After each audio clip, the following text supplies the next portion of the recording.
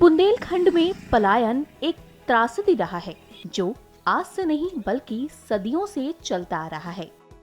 लोग रोजगार की तलाश में महानगरों की ओर पलायन करते नजर आ रहे हैं। राजनेताओं ने भी इसे चुनावी मुद्दों में खूब भुनाया। इस मुद्दे को लेकर राजनेता जनता के बीच गए और गांव से निकलकर राष्ट्रीय राजनीति में चमके। लेकिन केंद्र में मंत्री और मुख्यमंत्री रहने के बाद भी बुंदेलखंड के लिए ऐसी कोई बड़ी सौगात नहीं दी जिससे कि यहाँ का पलायन रुक सके।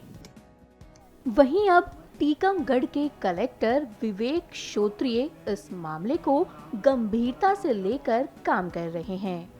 उन्होंने सबसे ब्लॉक स्तर पर सरपंचों के साथ बैठक की और आंकड़े निकाले कि किस गांव से कितना पलायन होता है। इसके बाद उन्होंने सरपंचों को जिम्मेदारी दी कि इस बार फसल कटने के बाद ग्रामीण क्षेत्रों से पलायन नहीं होना चाहिए।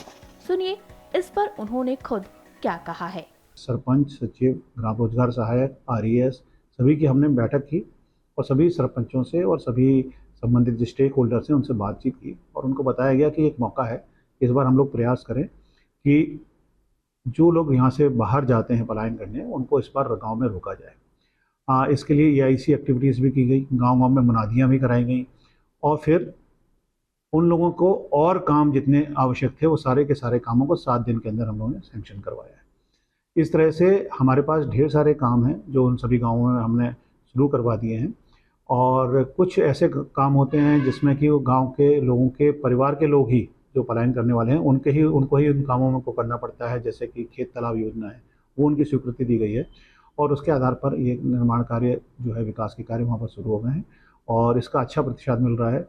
मुझे कई गांवों से अभी ऐसी भी सूचना मिली है कि जो लोग आसपास के क्षेत्रों में भिंड, मुरैना, जालौन इस तरफ भी अगर मजदूरी करने चले गए थे तो वो लोग भी लौट कर आ गए।